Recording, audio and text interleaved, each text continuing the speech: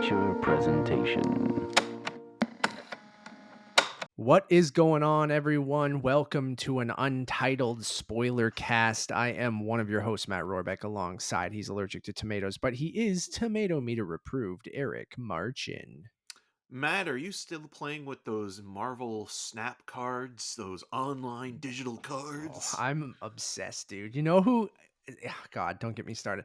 My deck is built from basically a lot of one cost cards, Eric. And Killmonger, this motherfucker, he's not okay. This is a spoiler cast for Black Panther. We'll get into that in a second. So if you haven't seen Wakanda Forever, bounce out. Go see it. It's now playing in cinemas. You can listen to our spoiler-free review, which is over on Untitled Movie Reviews. We also have a Untitled Movie podcast where we talk about the press conference, also spoiler free. But we're talking about Marvel Snap for a second because Eric brought it up. Killmonger, this bastard, he kills all one power cards, and these fuckers are starting to learn that like my deck is built from one power cards that I boost up by using Khazar and Blue Marvel and things like this, and then they kill all my cards and then I die. But I played so much Marvel Snap, Eric. You got to try it. It's great. It's a card game. You collect Marvel characters. They all have powers. The games are like just under 5 minutes long. I've played so much of it over the last couple weeks. It's ridiculous, and I guess it's sort of relevant to this conversation because it's Marvel characters. I But mean, how good is um, Morbius? he is like he gets more power, I think, for every card you destroyed during that game. I think that's Morbius. I never use Morbius to be honest, Right. so I do have Morbius, but my deck is built around, like I said, like a lot Morph. of one. Yeah, I have Morph. I don't use Morph that often either, but it is a great card game. Everyone go check it out. But I know you're not listening to this for my review on Marvel Snap. You're listening or watching this because you want to hear us get into it and talk about Black Panther Wakanda Forever with spoilers. So I hope you've seen the movie. Like I said, we are going to get into it in a few moments. If you want just our overall thoughts on the movie, go check out that spoiler-free review. This will both be what we liked, what we didn't like, and kind of going through sort of beat by beat what happened in this movie, the implications for the MCU moving forward, how they dealt with the passing of Chadwick Boseman, and how they dealt with T'Challa's death, who the new Black Panther is, all of where mutants might go in the future, like all that kind of stuff we're going to be covering in this episode. So please leave now if you haven't seen it. It's a good movie. You should go see it. And I hope you're not listening to this just so you can get all the spoilers. You probably found them on Reddit already or something like that. Or if you still Um, frequent Twitter. yeah, they're probably all over. But Eric, we are recording this before the movie comes out, which is it feels freeing to talk about spoilers, even though we're not posting this until the movie comes out. So we don't even know what the general, reaction to this movie The is re-reaction going. is. God damn it, that's gonna happen a lot. Um, I don't know what people will think of the movie. I think it'll go over very, very well. I think it'll make a ton of money. Um, I'm curious to see where people fall on their MCU rankings or how they feel about it compared to the first Black Panther. Will this get another Best Picture nomination? Will Angela Bassett be the first Marvel actor to get an acting nomination? Stuff like that. But it's kind of feels freeing where we're just, these are our opinions. We don't really know what people think about what happened in this movie. Really, I haven't talked to anyone but you about it. So it'll be kind of fun that this is a little time capsule where we're not influenced by other people going, "Ooh, I didn't like, that this person was the new Black Panther or XYZ." But let's get into it. Where do you want to start? Spoilers are starting in 3, 2, 1. Han Solo Sure. dies. God damn it. Shuri is the new Black Panther. I think that's Yes. probably the place to start. And um I think unsurprisingly, something we even talked about when the movie ended and we were kind of walking around with our thoughts and talking about it, where probably the most obvious route to go because of the line of succession and just kind of made sense Well, for they're also using a um root, right? For like an yeah. elixir. Yeah, that's true, the heart-shaped herb, but it was the most obvious choice, and even in some of the marketing leading up to the movie, it's weird, I guess, that they've kept this so secretive. Like, do you think that was, one, a good choice? Do you think Shuri's a good choice for the next Black Panther? Or should have they have just come out from the start and been like, Chadwick passed away, T'Challa is obviously not moving forward, and Shuri is going to be the new Black Panther? Because I'm of two ways of it. Because obviously, I really like the movie. You guys can maybe already listen to our spoiler-free review. I love the character of Shuri. I think Letitia Wright is great as Shuri. She was one of the standouts in that first movie, and I think maybe eventually she was always poised to maybe become the next Black Panther, but probably not for 10 years or something like that, or maybe 5-10 years, whenever Chadwick didn't want to play the character anymore. Well, do But you know if Shuri becomes anything in the she does comic become books? Black Panther Okay. at some point. But I'm not fully versed in Black Panther lore and the comics, but I believe she does become Black Panther when T'Challa, passes in the comics. But with comics, characters die, come back, change. Um, but I always liked Shuri in the spot she was in, and she's probably pushed into this role much earlier than she would have been, obviously. Um, and then of the mind of, should they have just come out and told people? They kind of are in the marketing. Like, if you're smart enough and you know the MCU and know the characters and know Shuri the character, like even in the most recent trailers where she has her kind of sonic wave blasters, like on the Black Panther suit, is like something she used both in the first movie and in End Game or Infinity War, or both of them. So anyways, Wasn't it what do you Infinity War because she was because yeah, didn't she disappear in Endgame? right. But at the end she comes back, right, Right. with everyone. So but Yeah, yeah, so Shuri's the new Black Panther.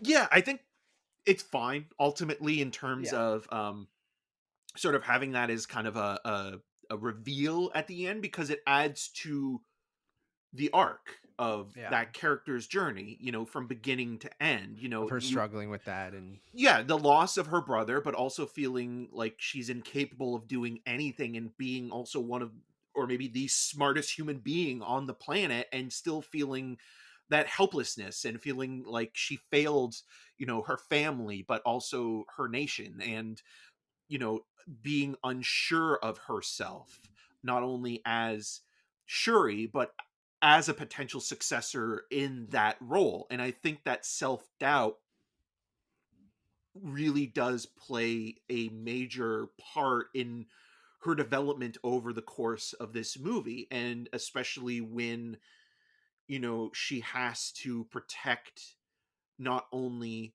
her people but people that are in harm's way that don't know it, and that's where the Riri Williams character comes into play. And so you have her having these conversations with Tenoch Huerta's character Namor. And a lot of what this reminded me of, this back and forth, it's a lot like Charles and Magneto having conversations about the future of humanity and whether or not it's time to rise up against the oppressors and take back what's yours, and how do you kind of go on. And then that kind of being more of the Magneto kind of way, where Namor kind of has that kind of ideology. And again, you understand why he does. It's not just simply he's a bad guy. It's like, well, yeah. he's had these experiences, and you kind of understand the justification of his reasoning, even though he does some horrible things that are still irredeemable and will probably be moving Yeah. forward. Which makes him a very complex and compelling character. And it's the same thing with Shuri, where Shuri, is more grounded and has spent more time on the surface level, and has gotten to spend time in Oakland and things Yeah. like that, and gotten to meet Americans and other international countries and people and ways of life. And I think, like, she's looking at it, she wants to correct the things that are wrong, or course correct them in the best way she can, but at the same time she's one of not a mass genocide, and only the mutants will live, and only the superpowered will live, the strongest will survive. But then you even have a moment where her thinking is kind of, you know, warped and manipulated because of the emotion that she has in the third act, and kind of looking almost to become a Magneto herself, and how she wants to deal with Namor, because this is the other big spoiler, I think, is that Angela Bassett's character dies. She Hmm. drowns saving Riri Williams. And so with that arc, you have, again, that's very much like Magneto in X-Men First Class, where a lot of the things that Michael Fassbender's Magneto agrees with Kevin Bacon's character in that movie. Future MCU character Kevin Bacon. Future MCU antagonist, perhaps, or Guardians of the Yeah. Galaxy join up, Kevin Bacon, is that he agrees with Sebastian Shaw for the most part. Like, he's like, Yeah. I'm on par, I'm right with you on terms of, like, I think mutants are better than humans, and it's our time, and humans are the ones that will always kind of Oppress ostracize us. you and Yeah. turn you into pariahs, or worse. And but the thing is, you killed my mother, and that I will never be able to work with you, and I'm going to destroy you. Yeah. The But where that ends is that Shuri doesn't put a coin through Yeah. Namor's head. Shuri is brought back to the Charles Xavier side of things, with the final kind of thought of her mother, and what her mother would have done in this Yeah. situation. And so I think that, as Even a story. T'Challa too, right? Like, I know Exactly, yeah. it's focused on Angela Bassett because her death, Yeah. happens later in the movie. But even And that's the T'Challa and how strongest he stuff in approaches, this yeah, whole movie. Like, that arc alone is such a singular, interesting, well thought out, conscientious look at somebody who is taking on. And like, even her talking, like, there's a moment where Okoye and Shuri are talking about, like, oh, well, I talked to the queen about this. It's like, well, she's my mother. And again, like, it's like it's that. different. Yeah, yeah, Like, there are multiple facets of a person. You can look at somebody as the leader of something, but then, if you are their child, or if you are a son or daughter, you see that person differently. And so, like, and even where they come from. And I think that goes, like you said, that singular story of Shuri's journey of losing her brother, losing herself, kind of dealing with both the loss of their king and then also the loss of this protector of the Black Panther, the loss of the heart-shaped herb, which is actually a really clever way that they deal with how Killmonger destroyed all the heart-shaped herbs. So you go, how are they even going to have a new Black Panther? Because that's what gave the Black Panther their powers. And then the loss of her mother, and then the whole juxtaposition well, even between their father too, right? yeah, their Because father, yeah, in Captain America Civil War, he he's dies too, yeah. assassinated, right? And so it's like, that family has lost so much in such a short amount of time. Yeah, and then how that plays out of both her being conflicted of wanting to do the right thing, but then also wanting revenge and wanting to burn the world because she feels like she's lost her whole family and all this kind of stuff, and then that juxtaposition between Namor and kind of what he's dealing with of like you said, and you put it perfectly with the X-Men Magneto Charles Xavier analogy, and ironically. Namor's a mutant and probably one of the first mutants in the MCU with Miss Marvel. But or he probably is the first mutant because he comes much before her. I don't know Because if he'll well, they talk about, like, he almost has, like, the he won't be qualities the of first Wolverine. mutant because of Apocalypse. But anyways, keep No, going. but he also has some of the qualities that, like, Wolverine has, where, like, he ages much slower Yeah, than that's why he's thousands of years old. And yeah. Namor's known for two things in the comic books. He's known for being an asshole, and he's also known for the guy that kind of is the third in the love triangle with Reed and Sue Richards. Yeah, so that'll So be interesting how that yeah. goes forward too. He's sexy as hell in this movie. He's really good.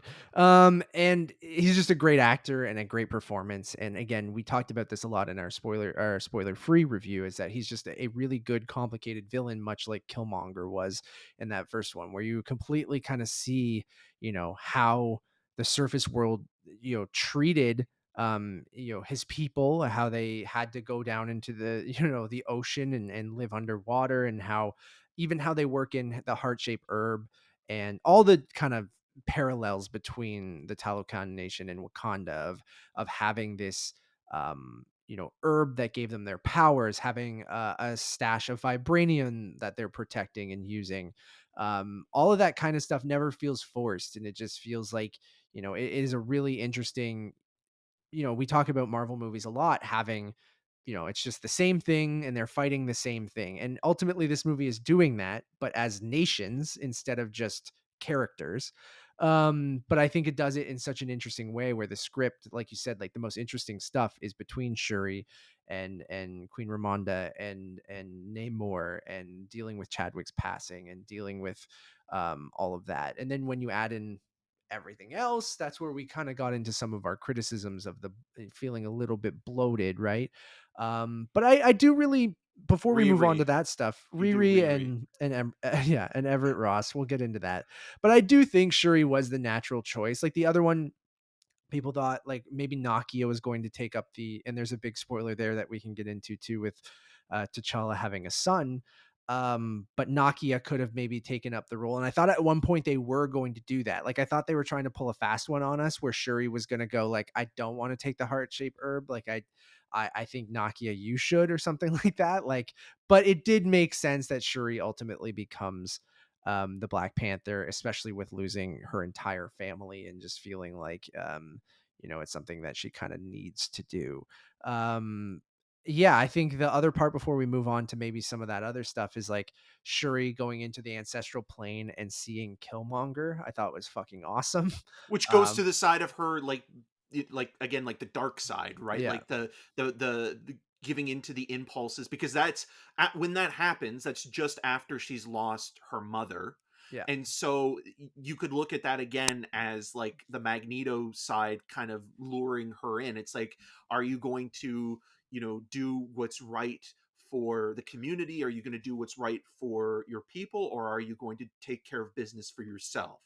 You know, and I think that stuff is really strong. And again, Michael B. Jordan, man, like he's one of those guys where it's just just like the best, anytime he dude. shows up, it's like, yeah, like he's got everything. He's a great actor. He's a movie star. He's just like amazing. And I do really love Namor, but I think what kind of maybe keeps me from loving him the same way I love Killmonger is there's an emotional pain in Killmonger's performance, and I keep thinking about that one scene where he has that kind of weird like flashback fantasy moment where he sees Sterling K. Brown's character again in Black Panther, the first movie, and sort of breaks down.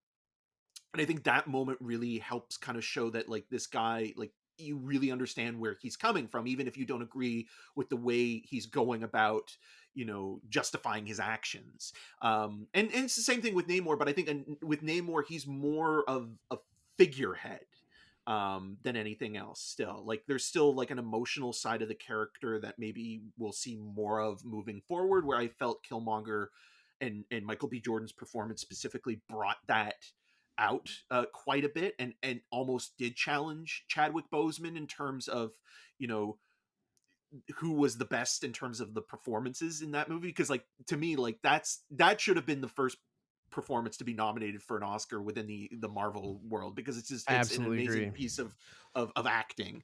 But yeah, but I do think like even like the heart shaper, like the spoiler there being like it's synthetically created, like it's like the new generation creating something from what's come before, but at the same time it's their version of it, and so playing within tradition and you know um respecting what's come before you, but at the same time embracing what's next, and doing so in a way that is representing that in that herb. Yeah, and I think it's such a clever way of just from writing of coming up with Namor and his backstory, and like I said, all those parallels with Wakanda, and just being like you wrote yourself in a corner, not realizing you wrote yourself in a corner in that first movie, right? Because of everything that happened that was out of your control, and having to rewrite this movie, which we do touch on in our spoiler free review. But But like you feel that in the they've character too, like everything is out of Shuri's control and she kind of feels just completely yeah. lost. Yeah, and I think that, Coogler and Joe Robert Cole do a really great job of it not feeling like forced, right? Like they had to come and create the heart shape herb again, and you knew that there were certain beats that you had to hit of introducing a new Black Panther, and like yes, it maybe goes the little bit more obvious route with Shuri, and it seems a little strange of going like we're keeping this a surprise, but as Eric mentioned, like it is part of that character's journey. So if you come out in the marketing and go Shuri's the new Black Panther, it kind of maybe loses a part of that because you know it's coming, where she's struggling on if she wants to do that, if there should be another Black Panther. Like, did the Black Panther also, die with T'Challa, kind of thing, and what's next? And to your point, and I think if you come out from the start and just go, well, yeah, it's Shuri, everyone. Like, then maybe, it's not necessarily meant to be like, oh shit, she's the new Black Panther. It's like, oh, it makes sense for that character in this movie because we just spent 2 hours building up to that moment, right? Like, there is no Black Panther in this movie for the first 2 hours, I'd say, maybe even more. Which we talked about a little bit at the end of our spoiler free review, but I think that's why Wakanda Forever is basically the title of this movie, and Black Panther is in smaller font above it, because like this very much is a Wakanda movie, and the women of Wakanda movie, and a Namor movie, I guess, but where they are really the spotlight. Like you mentioned, Lupita Nyong'o, Angela Bassett just crushing it. Like her, I didn't expect her to pass away in this movie, because we were also dealing with the loss of Chadwick Boseman in real life. There's that meta layer. We're dealing with the loss of that character. His father just recently died. So I think that is an unexpected moment when Angela Bassett does pass away. That is that final kind of straw that pushes Shuri to where she needs to be and to go. And then that introduction of bringing Killmonger back is I think done And like, not really bringing him back though. I mean, sure, obviously we already said that, but like in terms bringing of the like, character back, but he's in the ancestral plane. So the yeah, character did pass away in the first movie, because I think some people were still holding out hope that he didn't die and that he was in a prison or something like that, and he was alive, and that he possibly could be the next Black Panther, which I feel like that would all be not it, that none of that really made sense and felt like it would be maybe forcing something that's not there. So, it would but be I like the way, disingenuous to yeah, the more organic story that is there, even if it is it is predictable, but I think it works on a dramatic sort of scale and not just simply like a plot point to have like yeah. a spoiler or what have you. And when you get to those moments, they still feel earned, and you feel while watching them that the writing and the performances and the direction and the cinematography are all, and even the score, are all kind of reacting to what has gone on since 2018 and that loss. And now how do you pick up those pieces and rebuild again and figure out a way to move forward? It is a lot to ask an audience to feel that much despair, I think, with when Angela Bassett's character dies, because it's like, again, that family has gone through so much. I mean, basically they're like the Kennedys almost in that way, where it's like how much tragedy is tragedy, and then when does it become almost like weirdly comedic or a joke, like a dark joke, where it's like this family is just like full of loss. Well, And that's like what they have turned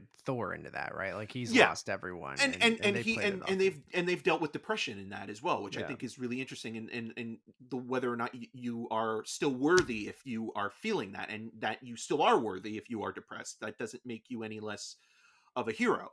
And this does that as well, but it is a lot to go through given how much the prologue sets you up for such a emotionally felt moment. And that T'Challa dies from, they don't say specifically what it is, but it's It's something to just do with his off heart. screen. Yeah. Yeah, and so with that, you kind of like, that really does haunt you An through. unknown illness is what they say, Yeah, yeah, in the movie. it haunts you for the rest of the film. And again, it also sets the course for who Shuri will become, or who she'll realize she is, because I think part of it is just you know that reassurance in yourself, and not feeling imposter syndrome as well, and wanting to be, the to live up to those expectations that you have in your own family. It's like, can I be as good or as noble as T'Challa was, or as my mother was, or my father, and am I even cut out for any of this? Yeah. And so, like, even thinking that, where like, if it was Lupita Nyong'o's character that was given the elixir and became the new Black Panther, I think that would feel like a false note. I agree. because of that. So that all makes perfect sense. I think where I have some problems is where you have the world building and the potential spinning off. But you wanted to mention something first? Yeah, before we go into that stuff, God, I had something in my head, um, about that. Oh, I just yeah. Before we move on to that, like Shuri is Black Panther, and even that last moment with Namor, and we mentioned this on the spoiler free review a little bit too, where the last act is very much still a Marvel last act, right? Like there's still a big battle on a big ship that has some good moments, has some messy moments, like looks good in moments, looks like a CGI fight fest in other moments, right? Like there's a really goofy predator looking It costume looks like that a they Power Ranger um suit than anything else, like a yeah. villain character, like a putty character or something would wear. Yeah, like where they literally make fun of it throughout the whole movie that it looks bad, and then they still have the characters use it. So like that was a strange thing. So you have this a barge that they're fighting on, that is cool at moments because I really do like the design of the Talocan people and their them coming out with their apparatuses and fighting on the side of the ship and stuff like that. And you have Ironheart doing her thing. There's a lot going on, and then that last bit with Shuri and Namor, which is like, Namor's kryptonite, space heaters. And like You mean so fast food heaters. yeah, So yeah. that's the one thing, it's like, if you're ever hanging out with Namor, don't Go go to, a Burger King. yeah. It's like, it's that is funny because they're fighting on the ship. She just like puts these space heaters on him, and he's dehydrating and can't fight. And then that last sequence, which is just a short fight sequence, but is goes back to that Xavier Magneto thing where it's But it's more of also a like lot a like First Class, right? Where you yeah, have the Cuban Missile Crisis about to happen on the water with, the humans, and then you have the battle with Sebastian, is it Stan or Shaw? Shaw, because Shaw. Sebastian Stan is Stan the is actor right. who yeah, It'd okay. be amazing if he played Sebastian Shaw. But you have Sebastian Shaw, you have Magneto, and you have uh, Professor X all battling on the island as the impending doom on the sea is going on, right? And it Yeah. feels very similar to that Oh, same totally. structure. So I definitely understand those parallels, and I like that you brought that up. But like then that moment of like I love that Killmonger is still a presence, right? That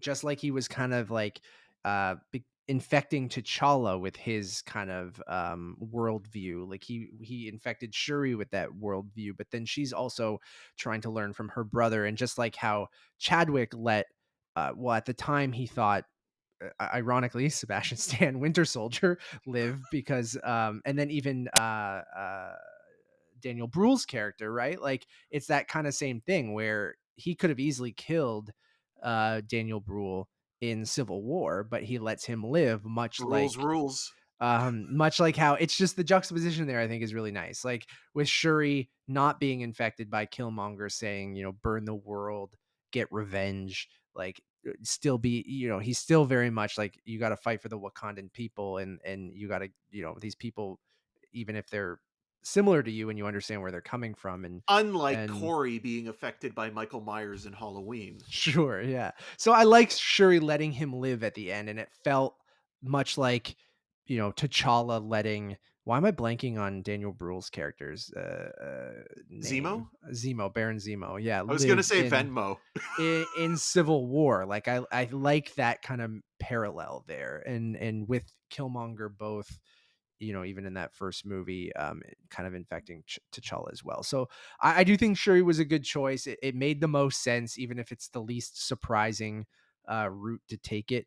And I like how she deals with Namor at the end. Like they don't kill him off, thank goodness, because like MCU does that way too often, where he can come back in a future movie, and I'm sure we'll talk about where he might come back near the end of this episode. Okay, Eric, you wanted to move over to some of the stuff that we're not going to necessarily go beat for beat on the plot on this.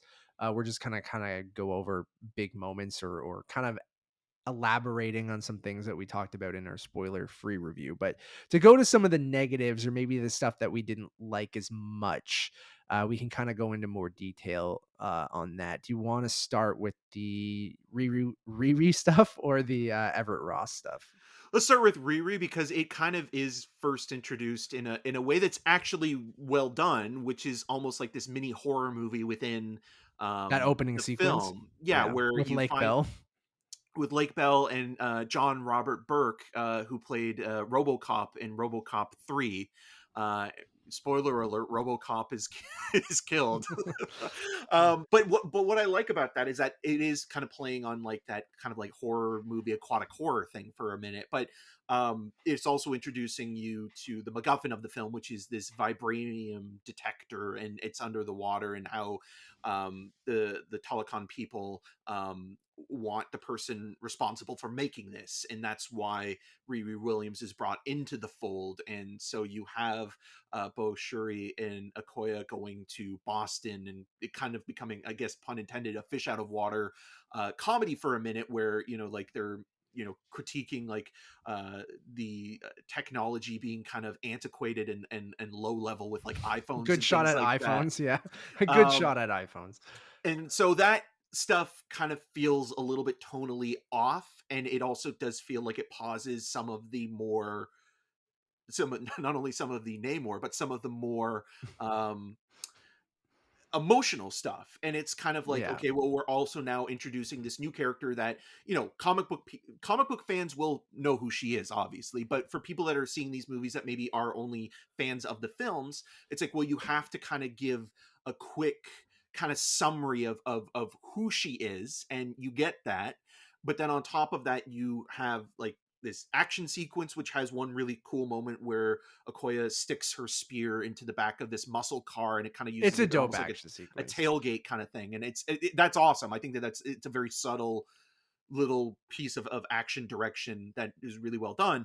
But it does take more time to introduce this character than to kind of have Letitia Wright and Dominic Thorne kind of go off with the Telecon people, and then Denaya Guerrera go back to Wakanda, and there's a great moment there that we'll talk about in a second. But it just kind of feels like there's so much exposition and world building and character introduction, and then when you have Riri being saved by Bassett's character, it feels a little bit like, again, a shortcut to get Riri emotionally connected to To the this story. storyline, Yeah. because when you have that kind of fight on the barge and then she says for the queen, it doesn't feel earned in the way that a lot of the emotion that is coming from a film that you wouldn't expect to be emotionally wrought, it feels synthetic. Like, it doesn't feel, it feels, it's just so shoehorned in. And it's like we haven't spent enough time with this character to really know her. Yes, she was saved by the queen, but at the same time, it's like, it's such a cheap way to kind of like get that emotional kind of investment in what she's doing for Wakanda now, and feeling kind of obligated in the way that kind of even Martin Freeman did in the first movie. And it's just like, okay, I don't know if it really earns that as well. And it just kind of feels like, again, like maybe if Ironheart the series was first brought in to play before the movie Wakanda Forever, maybe that, again, that still would have been a shortcut, but at least we would have had the like 6 to 8 episodes Yeah. to kind of develop her and not have to do all this backstory and I exposition. I agree. And like, I mean, I obviously love the movie. I love the character. Can't wait to see her in her own show and things like that. And to kind of continue that, Iron Man slice of the universe with her as Ironheart. And I agree with everything you're saying though. Like I do like a lot of those moments in Cambridge at MIT. They do feel awkward at times because of the the emotion in this movie and what it's dealing with, but I do like those moments of levity, and I do like the kind of fish out of water stuff with Okoye and Shuri. I don't think it all works, and I do think that I am absolutely with you where, sure, I'm I can't do a better job than the people making this movie, but I do feel like if we had Ironheart before this and we built up the character, we come to know and love the character from that series, and in that series we kind of see her working on something that's separate to her suits, that you go, oh, what's that other thing? And like you find out in this movie that she was building this thing for the CIA or whoever to find vibranium. And her dad And too, kind of being like yeah, her own emotional arc with the car, yeah, right? yeah, and, like, I feel like that stuff, if we built that up and then we see her pop up in this movie, I feel like, yeah, those moments would have felt a little bit more earned, or we would have popped a little bit to be like, "Oh, Riri, we just saw her in a show, like, it's awesome that she's in this movie too." And then, yeah, I would have preferred that, and then you could have maybe, the MacGuffin of that vibranium detector, like, could have been maybe earned a little bit more and not just kind of, she really much does feel like a plot device or a MacGuffin in this Or a movie, where catalyst like, or a character, right? catalyst, yeah, where like you're still introducing her. So now when we get to the series, we don't have to kind of set up that, even though you're still going to have to, because it's a separate thing. Even though the MCU is all connected, you still have to kind of do a quick reintroduction of who that character is for people who might not have watched this movie. And then she'll be on to her Mark III suit, which will probably be a little bit more of the suit we're familiar with from the comics, or at least the people who know her from the comics. But yeah, I think that I like her. I think it is a little overstuffed, and like I don't know if you can completely, you could have just removed her from this movie, but I almost would have liked her still in this movie, but maybe set up beforehand. Where I agree with you, the stuff with the Queen feels like we already had enough going on with T'Challa that I'm fine with them, killing off Angela Bassett's character, but like having Riri be that person who, is brought in and feels emotionally invested because of that doesn't super feel earned. I'm 1,000% with you. And there's just a lot going on, right? Like the best stuff, which we mentioned at the beginning of the show, is with Shuri, is with Namor, is with the women of Wakanda. So I also brought this up that I like that they bring in a contemporary for Shuri, right? Because in the first movie, her brother was that contemporary, and that they had that kind of back and forth, and pushed each other, and kind of were best friends almost, and like you kind of Well, she needed was that. she was the cue to Yeah. T'Challa's bond, right? And Yeah. that was kind of like the dynamic when that movie was coming out. A lot of comparisons were like, "Oh, this is less like a MCU movie, and this is almost like a James Bond Yeah, film." even that sequence in Korea, right, at the casino Yeah. is very Bond like. And now I guess you'd say they're both kind of like Q because they're both techie people, right? Maybe too similar.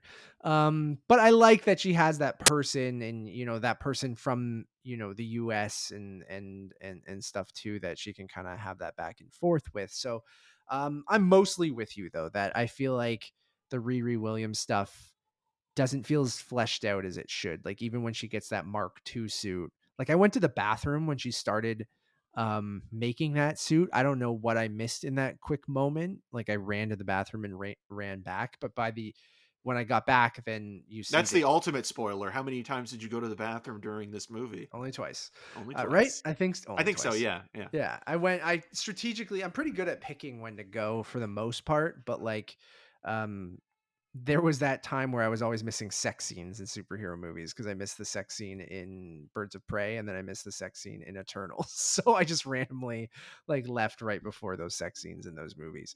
You are a Um, prudish person, so yeah. Shield your eyes, Matt. Go to the bathroom.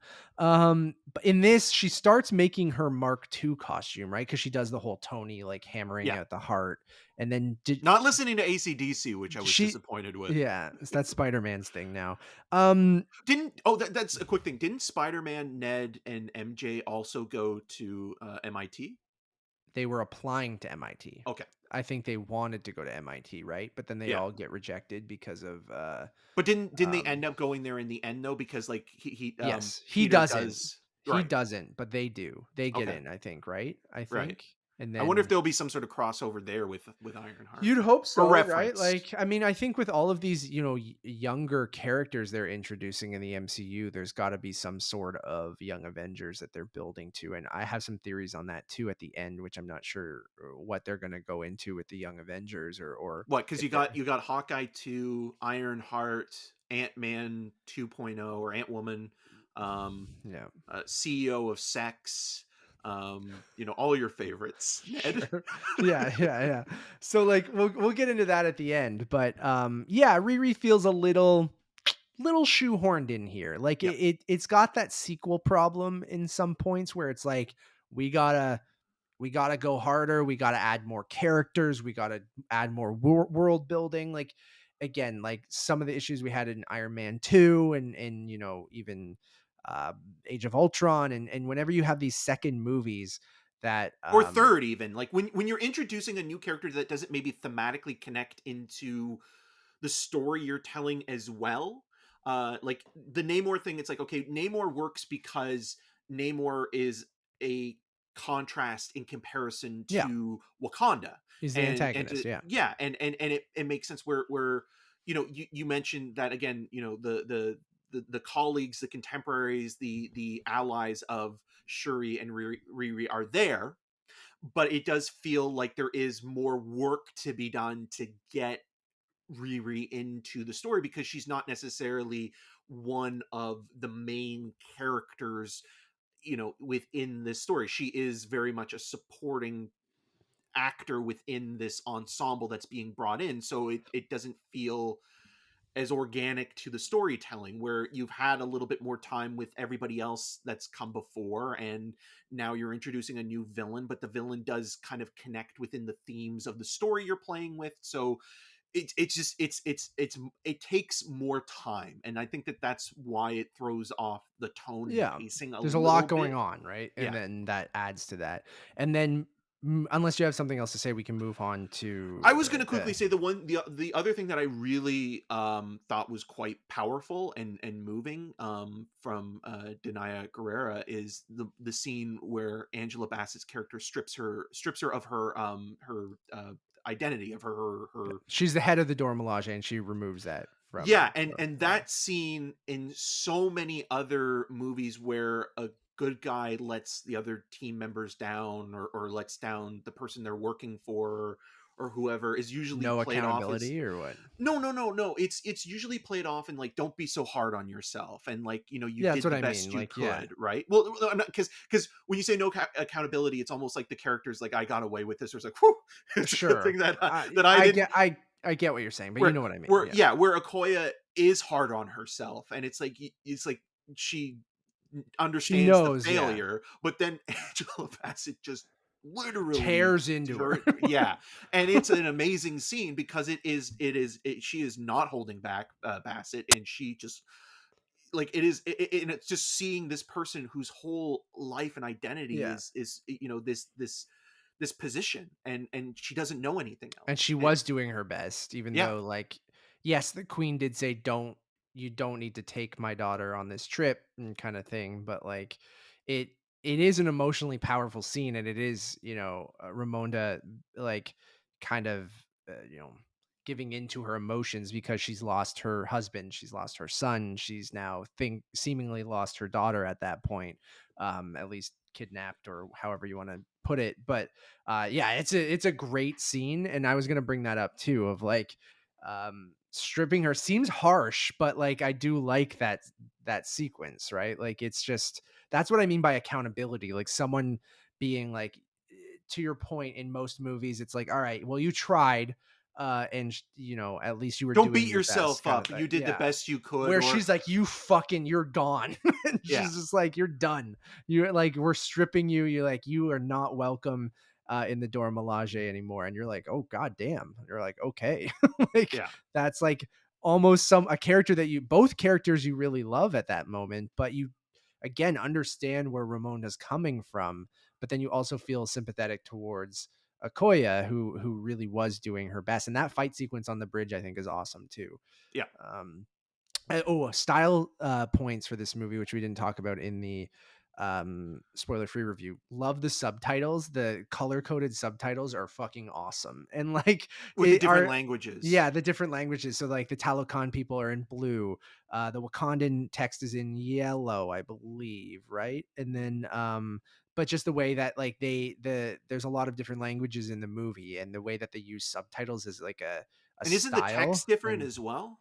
so the text, yeah, might be a different. A lot of the times when you're seeing different locations, it'll go from the Wakandan text into English or the Talokan I think, text into whatever location it is, and it might even like be different fonts for the different languages and different colors. And I just like that's the kind of style stuff that, if you listen to our show, that I love. Like just those that attention to detail, kind of just like, sure, you could have used generic fonts and generic subtitles and all that kind of stuff, but just to be like the just that attention to go, let's try to make this something unique from a style perspective, I think is, even from something as, you know, just as, oh, it's a subtitle for someone, is like done really, really well.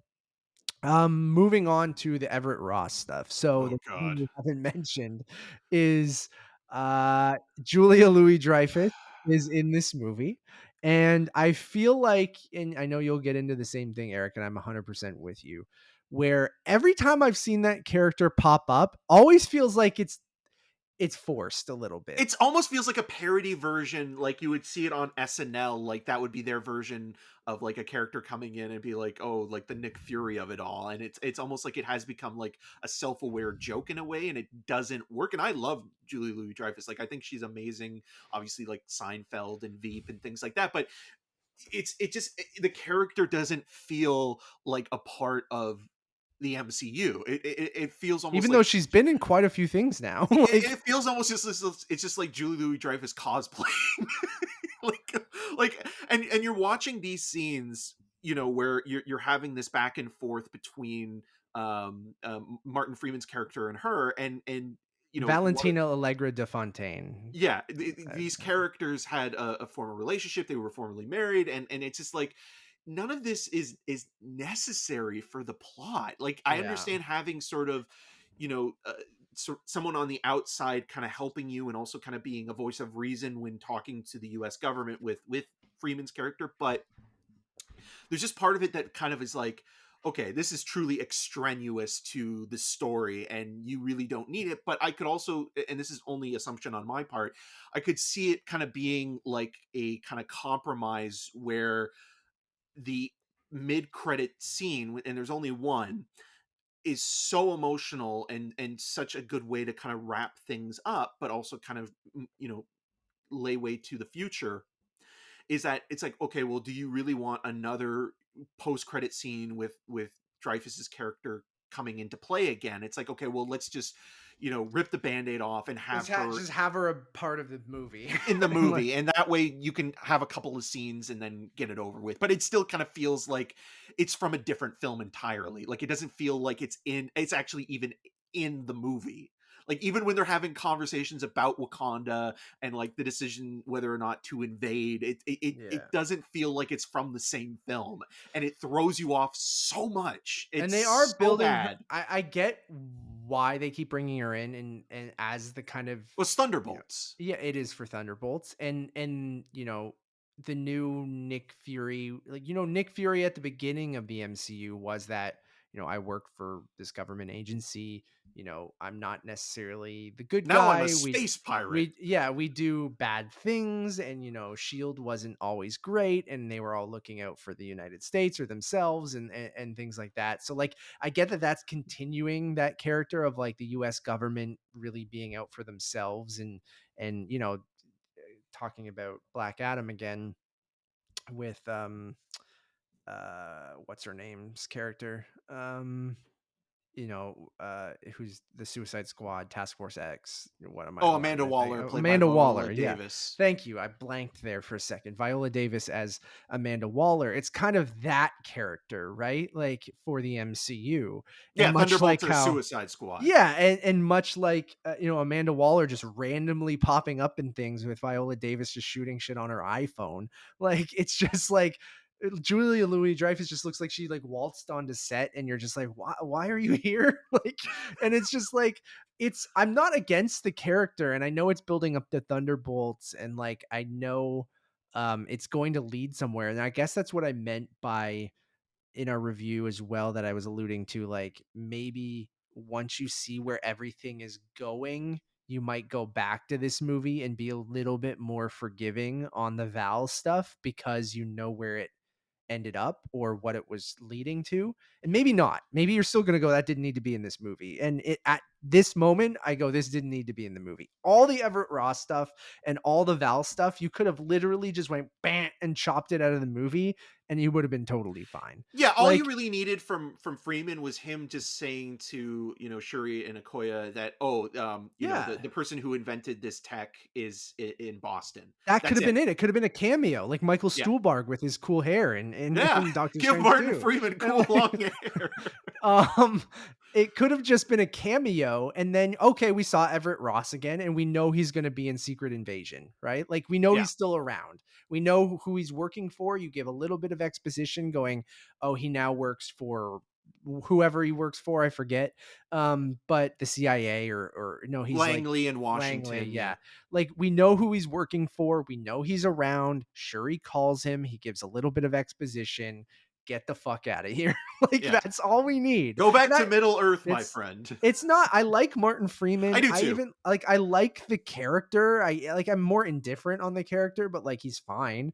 And the He served humor is terrible in the scenes yeah, between all him the and stuff in Val, like making Val Langley. his former like his wife, like Yeah. just is strange, and like I guess it'll lead somewhere with Secret Invasion or um like I could see him being a Skrull. Like I could see that. Martin Skrull? But yeah. I don't know, but like everything with that, I felt like every time it went there, I just went, why? You're ripping us out of the good stuff to bring us back. It's not like it was even awful. It just like to your point, felt like it was from a different movie. It didn't really add much other than that Val wants to invade Wakanda to get vibranium. But you've already And set that up perfectly with, special guest star Richard Schiff and the French, the American and the French wanting to invade Wakanda because they shout out to feel that Richard Schiff's agent for getting him that. Cause like that that it's was the 5 words that all Marvel fans want to hear. Special guest star Richard Schiff. I just love so people Richard Schiff, didn't but if yeah. you didn't notice that, like in the credits, everyone gets a normal credit. Richard Schiff gets a special guest star thing separate from everyone else. And I'm like, He has "What?" the best agent in Hollywood. If you don't have Richard Schiff's agent, get in touch with Richard Schiff. Hilarious. But you had that set up so perfectly with, Angela Bassett taking on the French and Americans and sort of like, laying the law down on them and showing how hypocritical they were and going behind, the UN and the Geneva Accords Yeah. back and trying to steal vibranium. It's like you don't need, Dreyfus's character to continue to reiterate that. You already had that. You already had the special guest star you needed. Yeah. And then you think with Remember when everything, Richard Schiff got ripped in half by the two Tyrannus Rexes in Lost yes, World? good shit, Oh, man. he was That's such a good nice stuff. character too. I yeah. Um, but I also don't like are we just still supposed to believe the American government? Like, I guess it's Thaddeus Ross and stuff has always never trusted superhuman people and stuff like that, or he's always had something kind of against them because, like, still Well, don't he's not believe in that control, right? Like I that's the still whole point. yeah, and I still don't believe that the US government would invade Wakanda after everything that happened in Infinity War and Endgame. Like I know that we know that the Sokovia Accords were thrown out and aren't a thing anymore in She-Hulk and like but you'd think like they would know what happened with, T'Challa and an Infinity War and an Endgame and like that you'd maybe just go, yeah, the Wakandans are good people. Like we'll just like but I I guess that's the guess, whole but it is point. looking at history as well. I mean, obviously, this is not a historical accurate movie in any way, but it is looking at the idea Oh, yeah. of whether it be mining materials in the Middle Or East like oil or colonization, yeah. colonization, like Yeah. even if it's doing it in a way that is sneaky about it in a Yeah. covert kind of manner, like I could still see the U.S. doing that. Oh, You sure. know, I guess even in the MCU, they've always never been great people. Like even with no. Hydra being infecting Shield Which is and the stuff other thing like that kind that, of and always like goes against Nick Fury because he's always the guy that has to know everything and has kind of the lowdown on every aspect and knows the play 2 steps before it actually happens that he didn't realize that Hydra was Shield. yeah, yeah, it's pretty funny. So yeah, we get all this Val stuff and all this Everett Ross stuff, which very much feels like set up for Secret Invasion and Thunderbolts, right? So like that is that kind of MCU second movie world building stuff where you're like you're throwing a little too much into this movie and a little like I don't know if I get it's the end of phase 4, so you're like, fuck, we gotta set up some phase 5 stuff. Like, so you kind of go, oh, Secret Invasion's coming. We got this guy in here. We gotta kind of set up part of that. Ooh, we got Thunderbolts coming. We gotta, but I don't even know if Val does anything to set up anything in Thunderbolts here. Well, Like, that's the thing. unless it's I like, was thinking unless that, like, is he Namor gonna? is gonna be part of, It'd be amazing if like, Julie Louis-Dreyfus is wearing one of those like yeah. apparatuses on her nose and she's recruited. I think it's almost, again, this is kind of like going, this is reaching for it, but I guess what they're trying to do here, and maybe we'll get news of it at like the second or third week the film's been released, is maybe it's like, okay, well, now that Val's a part of this, or a part of knowing about Wakanda and the vibranium and wanting to be a part of that, maybe that's where she recruits Daniel Bruhl's character. And we haven't gotten that yet, but because like it's like, okay, you're the guy that kind of knows a little bit about this and has had Yeah. So, interactions with T'Challa. because did they take him prisoner? Yeah, Is yeah, that, because yeah, they do, yeah, right? Because like the Dora Milaje is in Falcon and Winter Soldier, and they and they take, take him. Yeah, oh, so he's been just around this whole movie, just in a prison somewhere. They yeah, just don't. he's like Okay, Cassian Andor. He's still in prison. It's just they yeah, don't realize he's. okay, that's a good point, and that's probably where it's going. But Like where, it's such a weird, like, long way around to get there with not I- even like yeah, referencing and or that's what just. I mean by the long game of like maybe when we see that happen in Thunderbolts or whatever before then, like maybe we go back and go, okay, the Val stuff feels a little bit more meaningful in this movie, and right now it's a lot of Phase 4 stuff. I think right is you before we knew of the multiverse saga. No, no, Siri, no, stop. I'm not No, asking Shuri, you. no. I don't know. She's still hovering. Um, Before we knew where everything was going, I feel like a lot of people felt like phase 4 was a little aimless, right? Like they set up a lot of things, but there's hasn't been much payoff yet. So I could see certain sequences, the post credits in not Captain Marvel, in Shang-Chi, certain things with Val, like all these little threads where now it's leading to Kang and Secret Wars, but you still don't know how that's all going to tie together. So like that's what I mean by once we get phase 5 leading into Kang Dynasty, I guess it would be the first thing. Um, and maybe with Quantum Mania being the first thing of phase 5, we're going to start to see some of these pieces, and Secret Invasion and Quantum Mania, I think, are going to be the two big things that both from the US government side of things and in the, more not even like space, because quantum's not space, but you know what I kind of mean. There's different areas of the MCU all kind of coming together. So I'm curious, but like the Val stuff right now and the Everett Ross stuff, I'm like, it didn't really make me excited to see Thunderbolts more, or it didn't really make me go, oh, Everett Ross is coming back for Secret Invasion. Well, even with Thunderbolts, I'm still kind of like, I wish that they were having more fun with it in the way. Like, I mean, Suicide Squad is hot garbage, and the Suicide Squad is much better, obviously. But what I like about both of those movies, if there is one nice thing to say, is that they do pick the most ridiculous characters Yeah. they could possibly find, and I rather them, like Marvel, go to the ends of the earth to find characters that haven't even been introduced into the MCU at all yet. Just find the most ridiculous person you can, like a character that is just like such a novelty, and have them be a part of the team. Yeah. Where this whole Thunderbolts thing kind of feels like, Too okay, self-serious or what? well, no, we're gonna force some of these characters. We're gonna make you like You guys Ghost at love some. Ghost, right? It's like, you're gonna no. you're gonna like Ghost, damn it. It's like almost like the Star Wars prequel thing, where it's like they are trying to salvage the aspects or the components of the franchise that didn't work so well, and then kind of redeem them in a way, and then kind of make Yeah. you like them again or reinvent them. And I I guess don't know if the that's whole gonna thing work.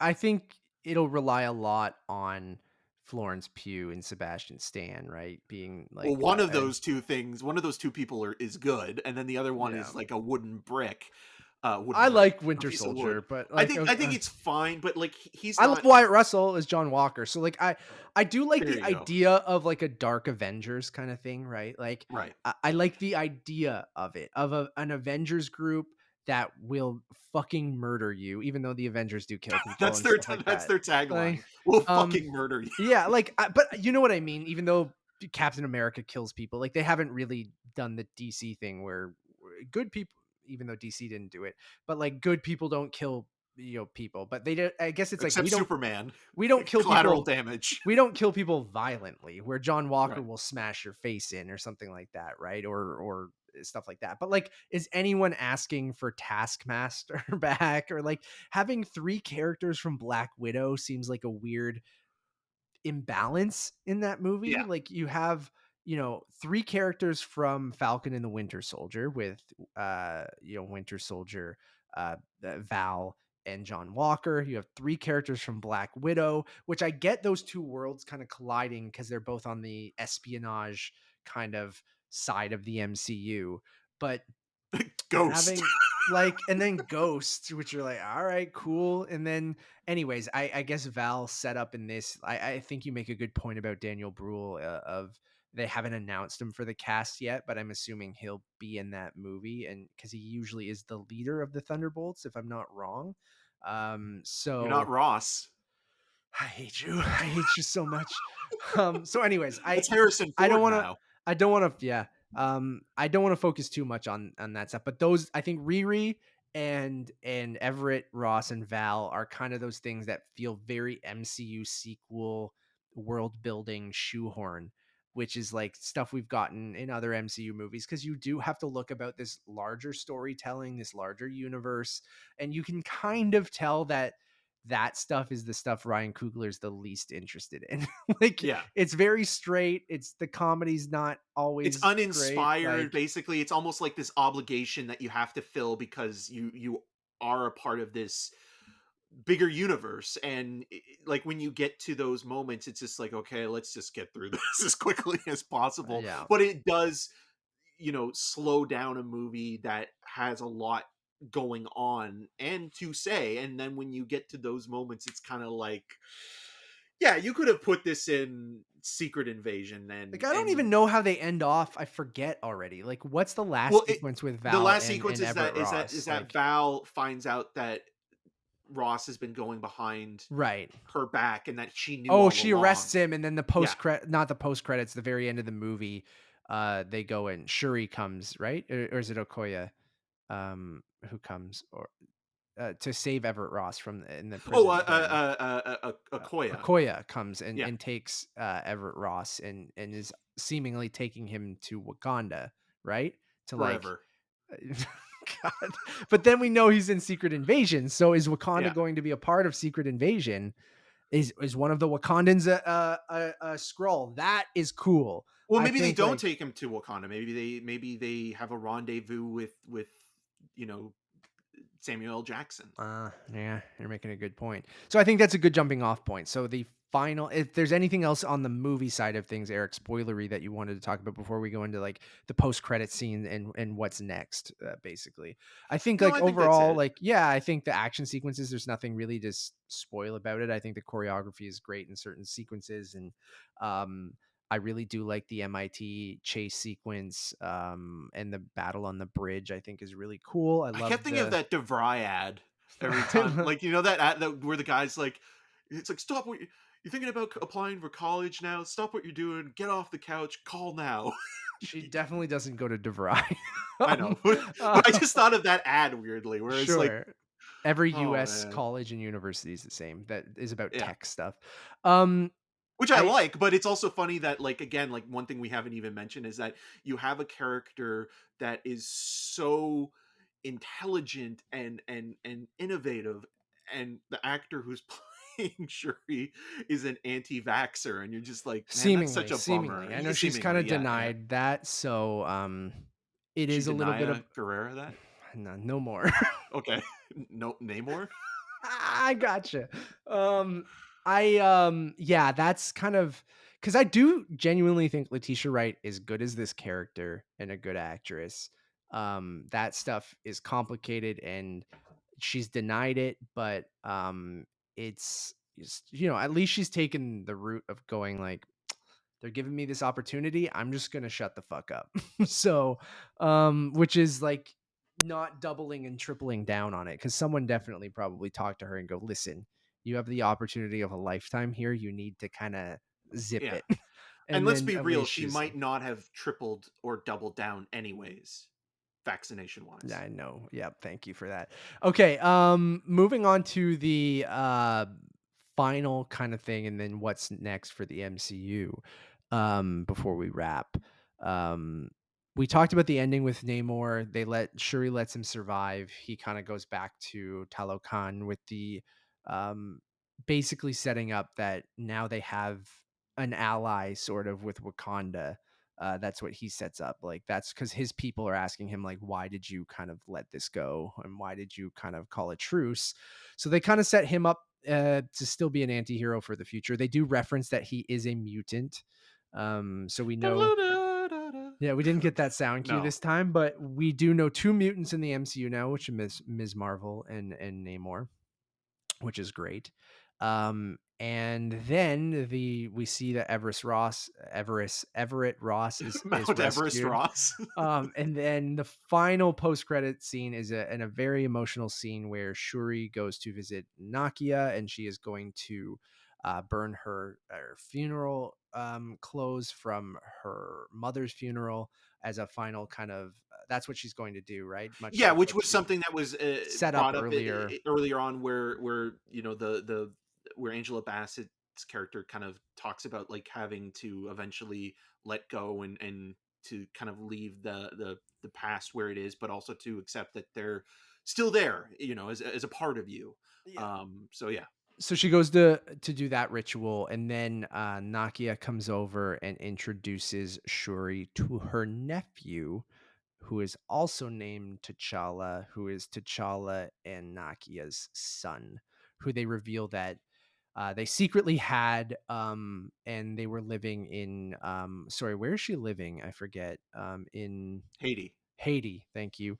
And that Queen Ramonda did meet T'Challa's son when she came to confront Nakia and ask her for help to try to take down Namor and rescue Shuri. So we do find out that they had this secret son, and that you know, that's the reason why Nakia didn't show up to the funeral, because they were still trying to figure out what to do, and that son T'Challa is okay with his father's death and understand that it's a part of life, and you know, it's this very kind of touching sequence where Shuri is obviously dealing with this news, and it's very emotional, and then that's kind of how the movie ends.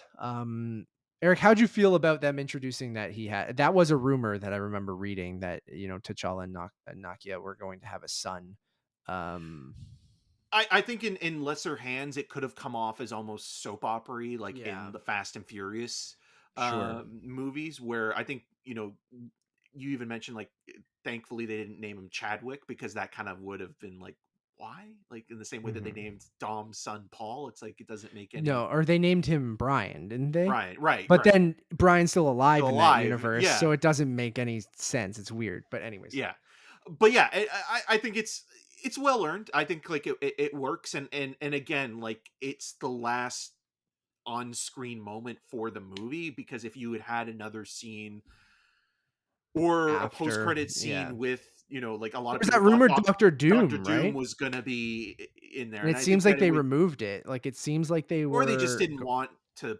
I mean, maybe they just saw the movie and it just didn't work, because fit, like it's yeah. like you have this really emotional moment with the Rihanna song "Lift Me Up," and it's just like, It's a okay, banger. like it's, yeah, it's it all comes together in a way that feels like it sticks the landing there, and it's like, well, why would you need to add anything else to it? Why would you need to oversell it? And there's the right amount of emotion that is both manipulative to a certain extent, but at the same time it's like, okay, like, you know, like this is probably the best way to hint at the next generation, the way that you guys have been doing it already with other characters, whether they be, you know, the sons and daughters of superheroes, or sort of, you know, the apprentices of somebody. And so I think that works thematically a lot better than having the shoehorn stuff in with, you know, Riri Williams and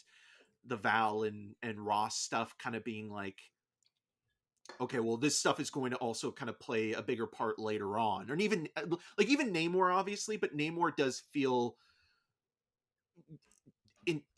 tangential to the story that's being told, where like that other stuff sometimes does feel like, okay, like we're interweaving stuff that is going to play a part later on but maybe isn't necessary to the story we're telling here, where that mid-credit scene does feel like a nice kind of tribute legacy capper and to, you know, T'Challa, but also the next generation, but still also being respectful and honoring the women of Wakanda, not simply just saying like, "Oh, we'll wait until the next man comes into power." It's like, no, it's like this is Shuri's time. You know, this is still going to be Shuri's time. You Because know, his son would seemingly be like 5 years old in this sequence, I think, or something like maybe a that, little, or maybe a little 5 or 6, older. Yeah, yeah. because you got to think as well, like the continuity there. It's like, how was that affected with the time jump or like Yeah, but it the would have been after dusting the stuff? time jump because he was dusted, right? Or did Yeah. he have it with her before the time jump and then he didn't get dusted, or the son maybe. I don't know, it doesn't matter. But Well, yeah, because T'Challa did get dusted. yeah, but the son might not have Right. gotten dusted. But anyways, it doesn't matter. Yeah, I like it. I'm curious of where it's all leading. Like they're introducing a lot of children, both very young and in their teenage years, so like it almost made me think that, are we going to get another time jump eventually, or is this just really future proofing Or and is this long. Riri? Sorry, I can't help it. Or is this just really like long form storytelling, right? Like of going Kevin Feige and the team playing the long game of going, what are we going to do in 10 years or 15 years, in 20 years? Is this still going to be something? Are we going to have to reset at some point? Are we going to just start to plant the seeds for younger characters where in 10 years time, in 15 years time, they can take over the mantle of some of these characters? So we have a new Black Panther that is T'Challa, but it's T'Challa's son. Much like, it's kind of anime storytelling in a little bit, right? With even using the term sagas, right? Like with Infinity Saga, Oh with god, the here we go. with the Dragon Ball multi Z, it's all coming back. with the multiverse saga, you're seemingly going to get the mutant saga, right? And then whatever comes next after that. And if each one of these things is going to be 10 years, say, right? Like these sagas, like you got to think that you're starting to plant the seeds for some of these characters, whether you do another time jump 5 years down the line, 10 years down the line, that makes some of these characters a little bit older, or you have a mix of characters that, Haley Steinfeld can play both a little bit older and probably younger, depending on, like, she can play a little bit younger now, but if they jumped 5 years, she could still play that character and maybe not feel out of place, like she's too young or something like that. Or even if they end up doing Secret Wars and people go to Battle World or things like that, like time difference could be play, and we know that we're dealing with time travel and time manipulation and stuff like that too. So it could be this weird mix, much like the Snap, where you can jump ahead in time and you can age up certain characters, you can keep certain characters the same age depending on if they were lost in time or something like that. um much like they did with Infinity War and Endgame. So it is interesting because I do think it is Shuri's time. I think there's some insurance there, I guess, with Letitia Wright, depending on uh, Insurance there. God. And I really do think that character will ultimately become the next Black Panther when they recast an actor who is, a talented actor in 5 to 10 years, that maybe is the age that a young. I guess Shuri should be Black Panther for a while. They could have two Black Panthers, who knows? So yeah, I think it's interesting. I think it's a nice emotional end cap to the movie. Um, I uh I think it is interesting, like naming him T'Challa again, T'Challa the second, I guess. And uh yeah, it's interesting. I'm very curious to see where they go. So like I guess that's the final thing, is like, yeah, like this being the end of phase 4, and with Quantum Mania leading phase 5, like, phase 4 has been, as a Marvel fan, interesting. Like, I think it's been up and down when it comes to the quality of the movies. Like, I don't think anything's been. I think Eternals is the only one we were both really like, that didn't work. And And that was ironically, the one we were we were, looking forward to the yeah, most because of Chloe Zhao and because of, her approach to shooting, on location and not in a studio, and not using a lot of green screen and blue screen for, for coverage. And even though I appreciate everything she did, like the one thing I do love about that movie, and it's such a small little thing, was the scroll at the beginning, Oh that yeah, opening, which a like lot of that people was didn't like, but we liked it. that Like, was the one thing that was yeah, actually kind of it interesting started and so reminded strong. you We're of, like, an oh, cool. 80s fantasy movie. Yeah, absolutely. But yeah, that was the biggest disappointment, I think. And moving forward now, it does feel like, okay, there are things that you can predict, like where they're going. I mean, they've set it up basically that it's like, okay, next we have Ant-Man and we're getting Secret Invasion, so those are going to be what, February and March, and then from there, like there's going to be work on Blade, so that's not going to happen next year. But then we're getting Guardians 3, right? And Guardians 3 is also going to change the hierarchy of the Yeah, Guardians of the Galaxy. And I can use that reference because James Gunn is working both DC and Marvel at the same time. So that movie is also going to probably change the trajectory and structure of, that part of the universe moving forward. yeah. So So the movie's in phase 5. Let's Adam focus Warlock. on, Adam Warlock is such a huge part yeah, of like, I Marvel. mean, in Yeah, the comic books, he's like kind of like the he was a huge um part of the yeah, Infinity like he's Saga he's in like the guy the that beats comics. Thanos, right? Yeah, so they'll probably use him in a similar way in the multiverse saga. But yeah, so the films Black Widow, Shang-Chi, Eternals, Spider-Man No Way Home, which we always forget about. Yeah, actually that probably is the Is the best best. When we best talked one. about, yeah, But we it almost forgot still feels weirdly like an its own, outlier yeah. still. Then you have Multiverse of Madness, Thor: Love and Thunder, and now Wakanda Forever. And then on the TV show side of things, you had all the MCU TV shows leading up to this point. So WandaVision, Falcon and the Winter Soldier, Loki season 1, What If season 1, Hawkeye, Moon Knight, Miss Marvel, and She-Hulk, Attorney at Law. So like when I said hit or miss, like, and Werewolf by Night and the Guardians of the Galaxy holiday special is special presentation. So really, I It's funny think, having to repeat that line. um, I think like at worst, you had the Eternals and Moon Knight stuff, which is the stuff I think we actively did not really enjoy, And the stuff right? we were also And looking forward to yeah, most. I mean, again, Oscar Isaac and Ethan yeah, Hawke, the Paul Schrader verse. universe. Yeah. But then you have the things like, Black Widow, Doctor Strange, Thor: Love and Thunder all have, I think Doctor Strange and Thor are maybe a little bit more interesting than Black Widow, but then Black Widow was executed very straight and was just a solid Mission Impossible kind of adjacent movie. But all kind of in that kind of like, they're good. There's good moments, there's not so great moments. And then you have the Spider-Man and Black Panthers and Shang-Chi's, which I think are on that upper tier of movies, of actually being, good to great. And then on WandaVision starting so strong, Falcon and Winter Soldier being kind of mid, Loki being great, What If being hit or miss, Hawkeye being mid, Moon Knight not being great, Miss Marvel being great, and then She-Hulk being great. So like it's been all over the place, and it's hard to see, other than Kang being in Loki at the very end, this being the multiverse saga. I keep saying this, but like going back and watching phase 4 before Kang Dynasty, are we going to see, I guess maybe in the Shang-Chi post-credit scene is going to mean something, right? Like obviously Multiverse of Madness, playing with the multiverse is going to mean something.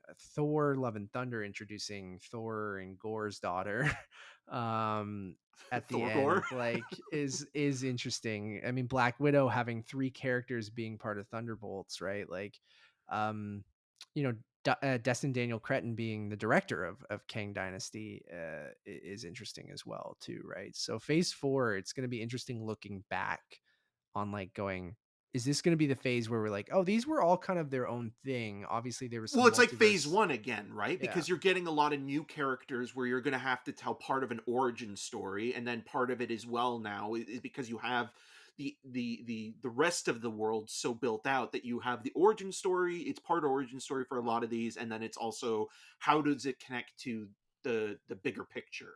yeah, And then you have a little bit of experimental kind of stuff depending on, um, the style, like with WandaVision taking on the different decades of television and things like that, where it's like you can play within those parameters a Style little and bit more. tone, And yeah. then some of the stuff, again, you could predict, like there was going to be a third Ant-Man movie, there's probably going to be another Spider-Man movie at some point.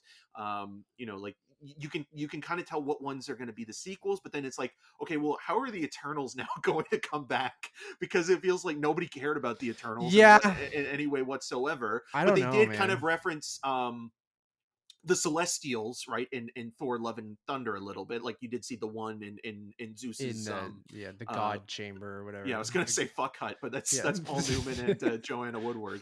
Um, but yeah, like stuff like that, where like there are some references to the god stuff, and then obviously like with Doctor Strange, you had American Chavez and things like that, The where it's like again the multiverse, like, next it's called the generation. multiverse saga, so you saw the multiverse in Spider-Man, in Doctor Strange, in What If, and in Loki, right? So, Yeah, um, those are the seeds that they're planting, and then we'll see how these other things kinda fit in. So because the, yeah. the the the supernatural stuff as well, like you had a little bit of that even hinted in Eternals with the Black Knight, and with the voiceover by Mahershala Ali as Blade. But then you have Werewolf by Night, you have Moon Knight, these characters as well. It's like, how do they all fit into it, or are they all going to be like their own like subsection in this story? And then again, moving forward, we're getting Deadpool 3. How is Deadpool going to be brought Yeah. into the MCU? Which will be part of phase 6, right? So phase 5, we have for the on the film side of things, Ant-Man and the Wasp: Quantumania in February, Guardians of the Galaxy Volume 3 in May, correct? The Marvels in the fall, right? Yeah, Yeah, because it was in the supposed to be fall. February or March Yeah. next year, but then it was So moved. now Marvel's in the fall. Then in 2024, we have Captain America: New World Order, Thunderbolts, and Blade. So that is on the film side of things, the next phase, phase 5. And then on the TV series side, you see Secret Invasion, Echo, Loki season 2, Ironheart, Agatha Coven of Chaos, and Daredevil Born Again. So it's interesting because you got this cosmic side of the MCU, and I'll even include Quantum Mania in that side, even though it's not in space per se, but like the quantum realm, I think, is still kind of in that cosmic side of things, even though it's more science, I guess.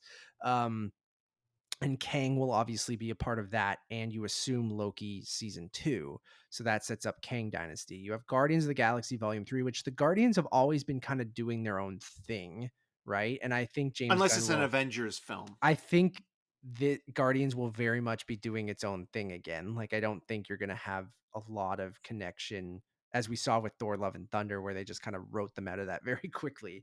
That like, you wrote them into a spot with Thor and then wrote them out of a spot with Thor very quickly. So James Gunn will just come in and do his own thing with Guardians 3. And then you have all the setup with the Marvels, which is also in the cosmic realm, and then you have that kind of government side of the MCU with Captain America: New World Order, Thunderbolts, Secret Invasion, the ground level stuff. Echo is on the ground level, Daredevil's on the ground level. Even Ironheart, to an extent, is more on that tech side, but could play into, especially how they introduced her in this movie, into that kind of government side of things, right? Because like you assume Armor Wars, she'll be part of that, or dealing with that moving which forward is too. which is also Is important to like mention because it was supposed to be a series, and now they're going is back a to feature movie, for that. right? Yeah. And then I think I've mentioned everything. Agatha Coven of Chaos, I guess, is that supernatural side with Blade, right? Like maybe not one to one, but or maybe they don't connect per se, but Well, I think that's going to um be a way to bring back Scarlet Witch. I yeah. think that's And then that's what's going to be at the end of the day. But that's yeah, also one that kind of feels like a it weird came out of the outlier. six. Well, it came Yeah. out of the success of WandaVision, and that character kind of being popular, because like I wonder if that character was even being considered to have their own series or come Until back that again in that series, way. yeah. Yeah. Yeah. And then we just saw that Aubrey Plaza is probably cast in that series. There's rumors of Sacha Baron Cohen playing Mephisto in Ironheart, which doesn't make any sense to me, but I'm here for it. But it's also Um then with Mephisto, like we're getting closer to like Ghost Rider too, right? So yeah, and then Daredevil Born Again is really interesting because it's going to be 18 episodes, oh which god.